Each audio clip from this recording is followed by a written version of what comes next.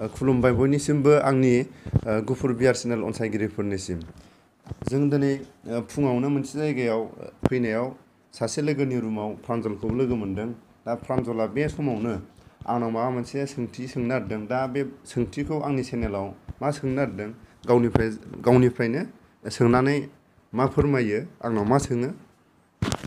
खुलुमबाय नोंथांमोनखौ गुफुर बियार चेनेलाव बयखौबो बरायबाय आसा खालामो नोंथांमोना गासिबो मोजाङै दं होननानै आंबो मोजाङैनो दङ अब्ला जों सोंथि खालामगोन बिथाङा बारग' एनडिएफबि गोख्रों मावथिमोन बिथाङा भुटाननि केम्पआवबो दंमोन आरो बायदि बायदि केम्प जेरै हाजो 1 हाजो 2 लालायनाय बिथांमोननि नामा पासपर्ट दंमोन बिथांमोननियाव सिगां दावहा जानायाव अब्ला आं बिथांमोननियाव मोनसेल' बाथ्रा सोंनो लुगैदों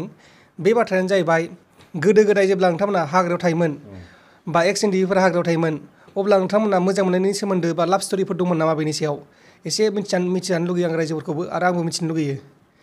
लाभ स्ट'रिनि बागै जेनेबा नोंथाङा सोरखौबा गोसोथोयोमोन नामा हाग्रा गेजेराव दा गावसोरनो गोसोलायोमोन बेबायदिखौ दा गिबियावनो आङो प्रान्जला मोनसे गावजों गाव बे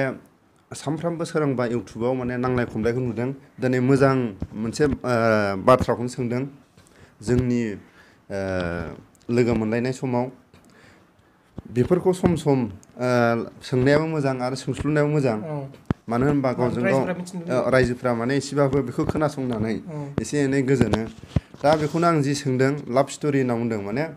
एनडिएफबि आफादाव थानानै गोसोथोलायनायफोर हाबा जालायनायफोर दं गैयाबो सोंदों एनडिएफबि आफादाव मोनसे नेम दंमोन हाबा जायोबा 28 बोसोर बैसोनि सिगां जानो मोना 28 बोसोर 28 बे बैसोआ जाथारनांगोन नोंनि बैसोआ जोनोमनिफ्राय आरो जुदि नोङो 28 बोसोरनि सिगां जुदि नों आफादाव 25 बोसोर नों जानानै बा 30 बोसोर जानानै नों आफादाव हाबदोंबाबो नों 5 बोसोर आफादाव मावथारनानैसो नों हाबा लानो मोनगोन ओमफ्राय आरो हिनजावफोरनिखौ आं एनडिएफबिनि माखासे माबायाव नायग्रोनांगोन हिनजावफोरनाबो दंमोन आं खिन्थु बावबाय हिनजावफोरा खै बोसोर मावनांगौमोन बेखौ हिनजावफोरना एसे खममोन आरोना बेखौ आं गोसोआव गैला मानो होनबा थोजासे बिजाबफोराबो एनडिएफबिनि माखासे आफादनि नेम निथि जिथु माबाफ्रा बिजाबफ्रा खममोन आरो अबेबा माने अरायसम लाफाबाय थानो हाया बेफोरखौ दिनैसिम माने रावबो फरायला नायला बिजाबफोरखौबो दिहुननो थाखाय दिनै सोरबा लिडारनाव दंबाबो रां रुफा गैया दा बेखौनो आं नों सोंनाय सोंथिखौ आं होनसै बै समाव मिनिथावना आरो गोसोखाङोबा गाबथावनाबो जायफ्रा आफादाव हाबैनि सिगां गोसोथोनायफोर दंमोन आरो सोरबाफोरबायदि आफादाव थानानै गोसोथोयो बेफोराव मा जायो एनडिएफबिनि लिडारफ्रा सोरबा जायगायाव थानानै गोसोथोलायनाय खोनायोब्ला बेफोरखौ मा खालायोमोन बर' रायजोनिफ्राय बेहा गोसोथोनाय दं सोरबाया नंबाबो नङाबाबो जुदि मोनथियोबा बेखौ बांलादेशआव भुटानाव ट्रेन्सफार हरोमोन आरो माने दं होननानै मिथिलायबाथाय औ माने बे सासे सेंग्राया बैसो जायैनि सिगां सम जायैनि सिगां जुदि गोसोथोलायदों थांलाय फैलाय जालायदों होननानै जुदि मोनथियोबा बे मानसिफोरखौबो खाथियाव जुदि थालायबाय थायोबा मालाबा समाव जुदि आर्मिनि नोजोराव माखासे एक्सिडेन्ट जानो हागौ होननानै मा खालायो जोंनि बर' रायजोनिफ्राय गुबुन जायगायाव माने दैथायहरोमोन आरो ट्रेन्सफार बेहा गोसोथोनाय दङ बेखौ सोरबा बायदिया ट्रेन्सफार हरजासिगोन बांलादेशफोर बायदियाव हराबाबो बा भुटानफ्राव हराबाबो अबेबा ओरै गार' हिल्स हाजोफ्राव हराबाबो नों जुदि नोङो उदालगुरियाव दंबा नों क'क्राझाराव हरगोन आरो ट्रेन्सफार बे समावथ' खुनु मबाइल सबेल गैया थांलाय फैलाय गैया बेफोर खाहानियाव गोसोखांबा माने मिनिथावना आरो दुखुनिबो माजों जेनेबा गोसोथोलायनायाथ' दाथ' बिदि जाबाय ट्रेन्सफार खालामना हरो बे मोनसे जाहैबाय ओमफ्राय जेनेबा माबोरै गोसोथोलायनो मोनोमोन जेनेबा गोसोथोलायनानै माबायदि माने गावनि अनजालिजों रायलायोमोन जेरै लाइजामजों रायलायो ना माबा मोनसे फारौ सारौजों बे समावथ' माने मबाइल सबेल गैयामोन ओमफ्राय बे समाव माने सोरबा लोगो मोजांफोर थायोबा अबेबा बे जायगायाव थाङोबा बेखौ माने स्टिक लिरना हरफायोमोन आरो सोरबाफोर जुदि थार मोजां मोनलायनाय नंथारगौबा बे सिख्लाया जुदि लाइजाम सोरनिबा आखायाव मालाबा आरो लोगो मोनलायोबा नोंहाथ' माने लोगो मोनलायनानै बिदि माने रायलायबाय थानो सम गैया जास्ट सोरबा सिख्लाया जुदि गोसोथोलायदोंबा बे लाइजामजों गोसोथोलायो आरो लाइजामखौ हरग्राया सोर माने मालाबा मोगा मोगि लोगो मोनलायोबा सिख्लाजों लाइजामखौ हरफाबाय आरो दा नों बिजोंथ' जिरायनानै नों रायलायनो सम गैया होमबा मा जायो बे लाइजामखौ लाना थांसै बा हरलायलायनोसै आरो जेनेबा ओमफ्राय जाय एनडिएफबिनि जोहोलावाबो लाइजाम गांसे होनो थाखाय बियो लिरनानै मालाबा बोसोरसे गाहाम बेगाव लानो गोनां जायो माने सुबिदा मोना सोरनोबा हरफानो सुबिदा मोना सोरबा बायदिया मास मोनसे मास मोननै गाहाम माने बिदि गावनि बेगावनो स्टिकआ थायो आरो सोरबाया बिदि स्टिकखौ लानानैनो थैगोमालांदों आरो सोरबाया मा जायो सिख्लानि लाइजामखौ मोननानै अबेबा माइरं बानाय अबेबा लामा थाबायनायफ्राव बे मेंनाय समाव जिरायोबा गावनि गोसोथोनाय लाइजामखौ बे सिरि अबेबा हाग्रायाव रेस्ट लानायाव बेयो नायखुमानानै गावनि मेंनाय गावनि दुखु खस्थ'खौ बियो बावगोमानानै थायो आरो ओमफ्राय सोरबाफोरबादि लोगो मोजांफोरजों गावजों गाव माने क्ल'सथारफोरबा एसे माने गावनि गोसोथोनायनि लाइजामखौ देखायो आरो बे लाइजामफोरखौनो माने जेरै फिल्माव नुयोबा माने मेंनाया अबाव दं माने बे लाइजामखौनो बोसोर बोसोर माने गावनि बेगाव लानो गोनां जायो आरो बे लाइजामखौ माने जिफ्लेलायनाय अबेबा अखा बांखाफ्राव सिजेबाबो बेखौ आबदाल लायोमोन आरो बांसिन ओमफ्राय ओरैबायदि माने सोरबा बायदिया मा खालायो अबेबा लाइजामाखौथ' नों जेनेबा गासिबो क्लियार लिरना हरोबाथ' माने बायसान्सआव आर्मिफ्रा मोनोबा बे सिख्ला अबे गामिनि अबे माखौ हमनो हायो नालाय बेयाव मा खालायो माखासे कड लेंगुवेजाव स्क्रिप्टबो लिरना हरो आरो जेरै हाजोआव ओमफ्राय दा माखासे दैदेनगिरिफोरनि नामखौ बुंला आङो सानैसो दैदेनगिरिफोर दंमोन आरो बिसोरनि लाइजामा माब्रै जों खोनानायाव जुदि गाज्रिबा खेंख्रा खेंख्रि बोना हरगोन आरो बे सिनखौ खेंख्रा खेंख्रि बोबाथ' नों माने बेलेगाथ' मिथिला माने खेंख्रा खेंख्रि बोदों ओमफ्राय सोरबाया माने सिदा बोदोंबाथाय मोजां दं आरो जेनेबा बेफोरबायदि माने बिनि मोजां मोनलायनायफ्राव बेफोरबायदि माने माबाखौ गेरेला माखासे बाहायनो गोनां जादों आरो दा नोङो जेनेबा नोङो ओरैबायदि आं मोजाङै दं ओरैबायदि उसुबिदा जादों होननानै जुदि नों बायसान्सआव आर्मिजों पुलिसजों हमजायोबा होमबा बै सिख्लायाबो अबे गामिनि माबायदि बेखौ गासैबो मिन्थियो नालाय बेफोरखौ माखासे लाइजामफ्रावबो माने रहस्य गोनां दंमोन आरो बै समनि गोसोथोलायनायफ्रा आदायाबो हरदोंमोन होनबा जोंथ' माने बिदिखौ मोनस्लाबासै जों बिदिखौ मोनस्लाबासै आरो ओमफ्राय बेफोरखौ गोसोखाङोबा एनडिएफबि-फोरनावबो गोसोथोनाय गैया होनना बुंनो हाया माने ओरैबायदि सोरबा बायदि आफादाव थाङैनि सिगां गोसोथोलायनायफ्रा आफादाव जि 10 बोसोर 15 बोसोर मावनानै नेनानै थानानैबो हाबा जानाय दं आरो ओरैबायदि माने सोरबा बायदिया हास्थायनानै हिनजावबो एनडिएफबि हौवायाबो एनडिएफबि बिदि दं गैया बिदिबो दं बिदि दा बिदिबो मोनसे केमावनो दोनोमोन ना एक्सट्रा बिदिथ' माने जायोना फेमिलि जाखांबाथ' नोंखौ माने फेमिलि माबा दोनो ओमफ्राय नों जेनेबा बायसान्सआव हाबा जायैनि सिगां नोंथ' बोरै माबानो हाबा जालायनानै जुदि बिसोरनो गोसोआ गोरोबलायोबाथ' माने उफाय गैयाना बैसो जाबा बिदि जानायबो दं आरो आफादाव खिन्थु आं दिनै बुंनो मोना दिनै रन्जन सारखौनो दिनै बुङोबा दिनै बेफोरखौ आं बुंनो मोना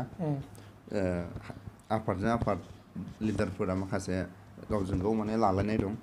मानो होनोबा सोरबा एनडिएफबिखौ बै समाव एनडिएफबिनि सासे हिनजाव होनना बुङोबा एनडिएफबिनिसो होनना बुंबा माने गिनाय दंमोन आरो बिसोर माने दायनिगिरिखौ जों बोरै हाबा लानो होननानै उफाय गैया एनडिएफबिनि सोद्रोमाफ्रानो एनडिएफबि माबाफोरखौ हाबा खालामनो गोनां जायो आरो दा मोनसे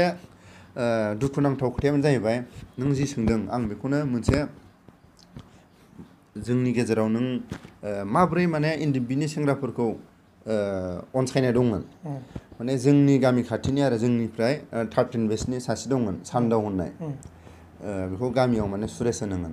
राङाफारायाव बेयो गोसोथोनाय दंमोन आरो बे समाव माने आर्मिनि एम्बुसाव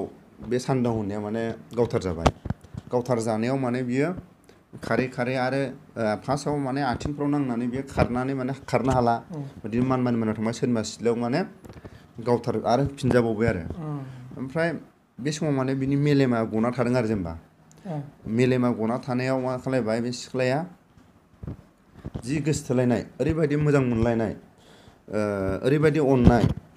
बिनि मेलेमखौ माने बथलाव दोननानै सिबिबाय थानाय जों खोनानो मोन्दों आरो रायजो राजानि खुगानिफ्राय जों खोनादों आरो होमबा ओरैबायदि माने एनडिएफबिनि सोद्रोमाफोरखौ बर' हारिनि मानसिफ्रा अननाय दंमोन बा मोजां मोनलायनायफ्राव माने ओरैबायदि माने नागारलायनो हायो खिन्थु बे गोसोथोलायनायफ्रावबो बुहुत बर' सिख्लाफ्रा आर्मिफोरजों जेल जानो गोनां जादों आरो सोरबा बायदिया एनडिएफबि सेंग्राखौ गोसोथोनानै गावथार जानायबो दं माने बे समाव जेरैबायदि गोसोथोलायनाय होनना बुङोबा NDFBआव हाबोबा हाबा लालायनाय आरो गोसोथोलायनाय गैया होननानै बेखौ बुंजाया गोसोथोलायनायबो दंमोन खिन्थु समखौ नेनो गोनां जायोमोन आरो रायजो राजानि सिगाङाव माने अपेन गोसोथोलायनायफोरखौ लोगो हमलायनाय थांलायनाय लाइजाम हरलायनाय बिदि रुल गैया आरो माने आरो जोङो सानसेयावनो 1 घन्टायावनो रायथिनानै हाबा होनायबो दं आफादाव बेफोर खाहानिखौ जों मोनबोदों आरो मानो होनबा नों जेब्ला हाबा जानोबा मोनसे लिभ लानो गोनां जायो आफादाव एप्लिकेसन गारनो गोनां जायो बेयावनो दिनै नों जि बाथ्राखौ सोंबाय आं बेखौनो रायजो राजानो मोनसे आङो बे आंनि चेनेलावनो आं फोरमायनो नागिरो रेबगां ना माबा होननाय दंमोन आरो सासे आफादाव 11 बेचनि ना मानिमोन बिथाङा भुटाननिफ्राय हाबा जानो थाखाय 1 मास टाइम लाना फैबाय दानाथ' हिनजावफोरखौ बेखौ रायथियो बेबायदिनो गोसोथोनाय गैया आरो मानसिया एसे बैसोबो जाबाय आरो बैसो जायाखैबाबो जेनेबा माइरं बानाय हाजो थाबायनायाव माने बैसोआ एसे रेबो बेफोराव माने एसे बैसो माने बोराय नुनायाव मा जायो बेखौ रायथियो बेबो जाया आरो गियो सोरबा बायदिया दाना उफाय गैया सानसेल'सै माने बिनि डेटआ बे समाव जोङो सासे बाख्लाय होननाय दंमोन आरो आं दंमोन आरो बेनिफ्राय 7 बेचनि सासे मा नाममोन बियो 7 बेचनि आरो 1st बेटेलियननि बिसिएममोन आरो बे समाव बेबो फैफादोंमोन आरो दा जोंखौ बिसोर खामान होबाय नोंसोर सोरबाफोर जुदि दिनैनि गेजेराव हिनजावखौ नागिरनानै जुदि होनो हायोबा हाबाखौ मोनजासिगोन आरो नागिरना होनो हायाबा बे केम्पआव थांफिननांसिगोन आरो एप्लिकेसन गारफिनबावनांगोन आरो बियो हाबानि थाखाय नाथाय बियो 1st बेटेलियनाव थांफिनो 1st बेटेलियनाव थायोमोन नालाय मानसिया दाना मा खालायबाय जोङो बे बाख्लायना दा गावजाबाय आरो राङाफोराव गावजादों थैदों बै समावनो 6 बाराय समावनो गावलायलायनायाव थैदों बेजों आंजों मा खालायबाय बे सिख्लाया बङाइगावनिमोन आरो दिखाजिलियाव थाफैदोंमोन बे सिख्लाया माने आफादाव हाबनो बहुद हास्थायदोंमोन आरो बे समाव माने जोंनाव सोंबाय आरो आदामोना आफादाव मानसि लाना लायाखै बे समावनो जों मोनसे खाबु मोनबाय आरो आफादाव हाबनाय आरो आफादनि सेंग्राजों हाबा जानाय बे एखेयानो मोनसे जों नोंखौ सोंनो नागिरदों बे सोंनायाव जाहाथे जोंनि सोंनायाव जुदि गोरोन्थि जायोबा जोंखौ निमाहा हो बेनिफ्राय जों मोनसे नोंखौ रिकुवेस्ट खालामनो नागिरदों ओरैबायदि जेनेबा नों जुदि आफादाव हाबनायखौ नों खस्थ'खौ नोङो नुहुरनानै आरो आफादनि जिथु नोङो ओरैनो खोनाखायो आफादाव हाबोबा नों मालाबा ओंखाम मोनजाया मालाबा हाग्रायाव उन्दुनो गोनां जायो मालाबा हाजो गाखोनो गोनां जायो ओमफ्राय बे सिख्लाखौ जों गासैबो जों बुजायखांनायनि उनाव बे बुंबाय ओहो आदा आंबो जाथिनि मावगोन अब्ला नों जाथिखौ हिसाबै अननाय दंबा जोंनि आफादनि ओरैबायदि जोंहा मोनसे आफादनि सासे सोद्रोमाया माने हाबा जानायनि सम जाबाय बे हाबा जानो नागिरदों बेयाव नों अनसायगोन नामा बे समाव बे बुंबाय आङो अनसायगोन दा आंखौ एक्सेप्ट लागोन नामा बे समाव जों खाबु मोनबाय आरो ना होमबा नोङो अके दंबा नों माने राजि दंबा जों नोंसोर सानैखौ माबा होनसै बे जाहैबाय जागोन दे बे समाव जों बे हांख्रायफुर होननाय गामि दंमोन आरो दिखाजुलियाव ओमफ्राय बिसोरो ओरैहाय माने थालिरबारि ना गनेशगुरि होननाय बे गामियाव दंमोन आरो माने साइकेल सालायोबा माने आधा घन्टासो लायो आरो हाखु दाखु जों बेजों आंजों माने साफा गंफा सिलाय दं साइकेल लाना जों ओरैबायदि आधा घन्टानि लामाखौ जोङो 10 मिनिटआवनो सालायना मोनहैबाय बे बुंबाय नालाय जासिगोन नायलायलायनोसै जाहैबाय न'खरनि मानसियाबो बा आधा घन्टानि लामाखौ जोङो 10 मिनिटआवनो जोङो मोनहैबाय आरो थौदो माबा खामानिया साक्सेसफुल जानायनि माने मोनसे कन्डिसनाव फैबाय होननानै जों हाखु दाखु फैनानै सानैखौबो जों नुहोलायबाय न'नि मानसिफोर दा सानैबो फसन जालायबाय लोगो रायथिनायाबो जाबाय 1 घन्टायावनो माने 1 घन्टायाव दाना हाबा साबानि माबाखौ लोगो अके जाबाय नालाय नानि नों माबाफोर दख'नाफोर लानांगौ नामा सोदो थौदो जोंहा टाइम गैया लोगो लानानै थालिरबारि होननाय गामियाव माने हाबाखौ ओइदिनखालि मोनाबिलियावनो गासिबो माबाखौ प्लान पुलिसखौ खालामनानै अखानायै हाबाखौ गिर्जायाव बानायबाय आरो थालिरबारि गामियाव बिदि माने कन्डिसन जायो आरो खृष्टान होन आरो जेनेबा खृष्टान माने जायो आफादाव धर्म गैया आफादाव जेब्ला धर्म गैयाबा नों जेखौ नोङो समाव नोङो उफाय गैया खृष्टानबाबो सोरबा बाथौबाबो माबाबाबो जिखुनु जाया धर्मआ दंखायो नालाय बे समाव नोङो मा खालायबाय जि जायगायाव नोङो नेमखौ फालिनो थाखाय नों जि जायगायाव सुबिदा मोनदों जि जायगायाव नोङो नोंनि सेफनि जायगा बेयाव माने खुंनो गोनां जाखायो बे थालिरबारि होननाय गामिया माने एसे सेफ जायगामोन नालाय आरो गामिनि रायजो राजाया माबा दंमोन दा बेफोरखौ गासिबो खिथालांजोबोबा गोलाव जालाङो आरो फैबाय थानाय समाव मालाबा नोंनि चेनेलाव आङो मोजांनोफोर मोजां मोनलायनानै NDFBफोराव माब्रै माने लाइजाम गांसेखौनो माने बोसोर बोसोर लानानै सोरबा बायदिया मोनलायाखै सोरबा बायदिया माने सोरबा बायदि सिख्लाफ्रा नेनानै दंमोन नाथाय सोरबा बायदिया आर्मि पुलिसनि आखायाव गावथारजानानै दिनै जाय सिख्लाफ्रा दिनै थार गोसोथोनायफ्रा दिनै आसखान्दा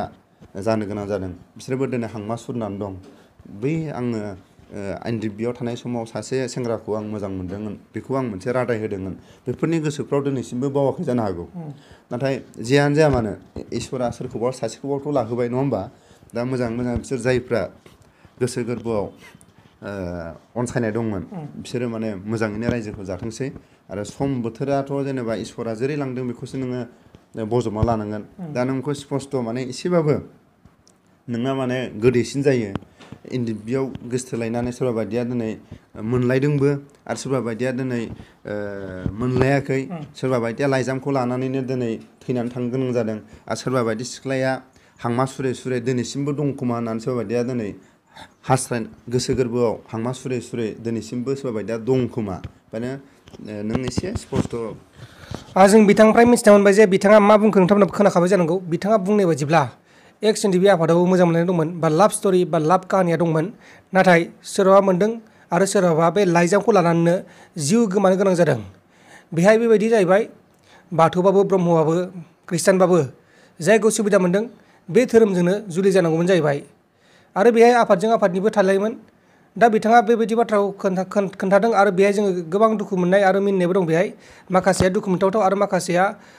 गाबथावथाव आरो माखासेया मिनिथावथाव मा जाहैबाय लाइजामखौ जेनेबा हरलायनायाव एसे उसुबिदा जायो आरो दुखुनांथावा जाहैबाय लाइजामखौ लानानैनो मिजिं थिनानैनो थैनांगौ जायो आरो माबाया जाहैबाय गाबथावथावा जाहैबाय गावलायनायाव थैनाय लाइजामखौबो हैनो मोनला लाइजाम लिरखानाय दंमोन बेखौ हैनो थांनायावनो लामा ससेयाव गावथारजाबाय बेबायदि जाहैबाय गाबथावथाव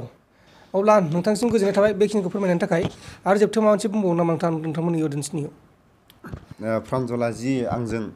NDFBनि माखासे माबाखौ सोंबाय आंबो फोरमायबाय आरो गासैखौबो स्पस्त' खिथानो हायाखै बेयाव माखासे सोरनिबा जारिमिनफोराव गोरोबदोंबा आरो सोरनिबा जारिमिनफोराव दिनै बिखाफ्राव नांहैदोंबा आरो सोरबा बायदिनि माखासे जारिमिना जुदि दिनै हांमा सुरे सुरे सोरबा बायदिनि गोसोआव दंब्ला आं निमाहा बियो आरो आं बेखौनो फोरमायनो सानदों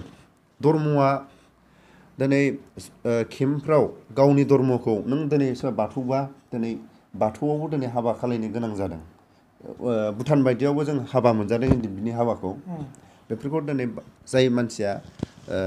जेरैबो भुटानफोर बायदियाव सेफ दंमोन बे समाव बांलादेश बायदियाव सेफ दंमोन म्यानमार बायदियाव सेफ दंमोन गुबुन जायगाफ्राव माने सेफ दंमोन बेफोराव गावनि धर्मखौ गाव जेरै जोनोमाव धर्म दंमोन सोरबा बाथौनि मानसिया बाथौआव लादों सोरबा खृष्टाननि मानसिया खृष्टानाव लादों थिग खिन्थु जायगानि माखासे बारहावा कन्डिसनाव जायगाफ्राव जायोब्ला मालाबा सोरनिबा धर्मआव सोरबा धर्मखौ माने हाबाखौ नेमखौ माने फालिनांगौ जाना फैयो आरो मानो होनोबा मोनसे सार्टिफिकेटखौ माने दिन्थिनो गोनां जायो धर्मनि सायाव मानसिया देरसिन ना औ बेखौ ओंखायनो आं दा बेफोरनि थाखाय आङो आंनि बुंनायाव गोरोन्थि जायोबा आङो निमाहा बियो जायफोरनि दिनै हांमा सुरै सुरै जायफ्रा लाइजामखौ लानानैनो सोरबा बायदिया दिनै गुबुन रायजोफ्राव थैनानै थांदों सोरबा बायदिया दिनैसिमबो नेनानै थादोंमोन सोरबा बायदिया दिनैसिम माने गोसोथोलायनायनि अनलायनायखौ दिनैसिम सोरबा बायदिया बावनो हायाखै बिनि थाखायनो सोरनिबा जारिमिनफोराव गोरोबदोंबा निमाहा बिनाय थाबाय नोंथांमोननिसिम जाहाथे नोंथांमोना बे भिडिअखौ नायनानै एसेबाबो माने नोंथांमोना मिथियो आरो जायफोरा बे काहानिजों गोरोबदों बा जारिमिनजों गोरोबदों बिथांमोननिसिम निमाहा बिनाय थाबाय खुलुमबाय जय बर' आर्मि आंनि गुफुर बिआर चेनेल अनसायगिरिफोरनि आरो जोंनि NDFBफोरनि दैदेनगिरि आरो जिखुनु जाया बर' समाजनि माखासे आरो जोंनि बिब' बिनानाव जोंनिफोर सोरनिबा जारिमिनाव गोरोबदोंबा आंनि चेनेलनि गेजेरनिफ्राय आं बयनिसिमबो आङो निमाहा बियो आरो आंथ' माने बुंथावै खोथाखौबो आरो फोरमायथावैखौबो नाथाय जोंनि गेजेराव जारिमिन लिरनो गोरोंफ्रा दिनै लिरनानै दंबाबो दिनै बिजाब साफायनो हाया आरो बिजाब सोरबा बायदिया लिरनो सानबाबो दिनै न'खरनि जानाय लोंनायखौ जगार खालामनो गोनां जानायावनो दिनै सोरबा बायदिया दिनै गासिबो खामानिखौ लिरनो सानबाबो दिनै टाइम होनो हाया दिनै जों उफाय गैया बे इउटुबनि गेजेरजोंनो सोरबा बायदिया होनदों इउटुबाव मानो लाबोबाय थादों नाथाय जों दिनै मानि माखासे आफादफोरनिखौ जोङो दिनै नायोबा जों दिनै जारिमिनफोरखौ मालाय दिन्थिलांगासिनो जाहाथे बर'फोरनि गेजेरावबो जि बे समाव एनडिएफबिफ्रा थार जारिमिनखौ रायजो राजानि सिगाङाव लाखुमानानै जारिमिनखौ दोनखुमा गावनि पार्सनेल जारिमिनानो जा रायजोनि जारिमिनानो जा जिखुनु जाया बर' हारिनि जारिमिनानो जा थाखुमा जारिमिनफोरखौ सैथो मावबोदोंमोन बे सैथो जारिमिनफोरखौ दिनै जोंनि बर' बिजाबाव जारिमिन फरायग्रा रावबो गैला लोगो लोगो 5 मिनिटावनो जारिमिनखौ सर्टकाट खोनासंग्राखौसो मोजां मोनो थिग जों दिनै बिनि थाखायनो इउटुबनि गेजेरजोंनो जोङो रोंबाबो रोङाबाबो माखासे जों दिनै बाख्ल' बुख्ल' नाथाय सोरबाफोर बिजाब लिरगिरिफ्रा दिनै सोरबा एनडिएफबिफोरनि जायफोर जारिमिनफोरखौ सोरबा बायदिया लिरनो आवगायबोयोमोनबा एनडिएफबिनि सोद्रोमाफ्रा एनडिएफबिनि दैदेनगिरिफ्रा दिनै जारिमिनफोरखौ बुंना होनानै जारिमिन बर'फोरनि बिजाब लिरगिरिफ्रा अनसायनो थाखाय दिनै रावबो आवगायबोआखै माने बर' लिरगिरिफ्रा जारिमिन लिरगिरिफ्रा सोरबाफोर जुदि एनडिएफबिनि जारिमिनफोरखौ लिरोबा जाहाथे एनडिएफबि दैदेनगिरिफोरखौनो जा आरो एनडिएफबिनि केडारफ्रानो जा बेफोर जारिमिनफोरखौ बर'नि लिरगिरिफ्रा उन जोलैफ्रा जाहाथे उनफ्राव बर'फोरनि माखासे जारिमिना माबादि जानानै